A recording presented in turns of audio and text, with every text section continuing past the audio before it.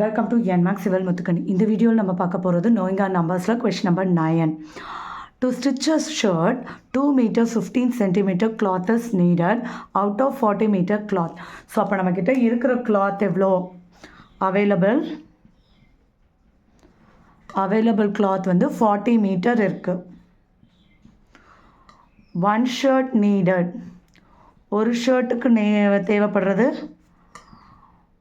2 meter 15 centimeter. How many shirts can be stitched and how many cloth remains?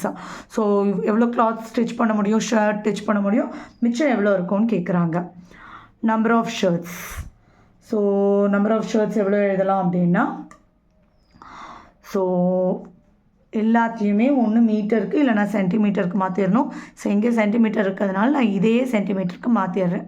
Into 100. So 4000. இங்கே 215 centimetre. So 4000 215ஆல் divide பண்ணணும். இங்கே 3 digit இருக்கிறதுனால இங்கேயும் 3 digits எடுத்துக்கலாம்.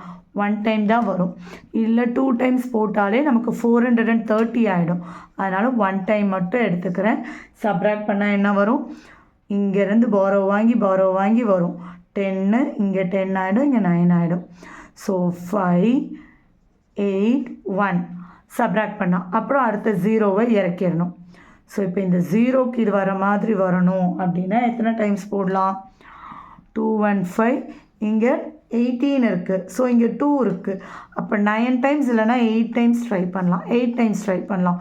40, அப்புறம் கேரி 1, 10, 16, 17, 1720. ஸோ சப்ராக்ட் பண்ணால் 3 1. ஸோ 215 விட 130 கம்மி தான். அப்போ நம்ம 9 ட்ரை பண்ணியிருக்க முடியாது, 8 தான் போதும். ஸோ அப்போ 18 ஷர்ட்ஸ் நம்மளால் ஸ்டிச் பண்ண முடியும். மீதி எவ்வளோ இருக்கோ 130 சென்டிமீட்டரில் இருக்குது. அப்போ நம்ம 18 ஷர்ட்டுங்கிறத ஆன்சராக போட்டுட்டு நம்மளோட ரிமைனிங் கிளாத் எவ்வளோ இருக்குங்கிறத என்னென்னு எழுதலாம், 130 சென்டிமீட்டர் எழுதலாம், இல்லைனா 100 1 மீட்டர்னு எழுதிட்டு 30 சென்டிமீட்டர்னு எழுதலாம்.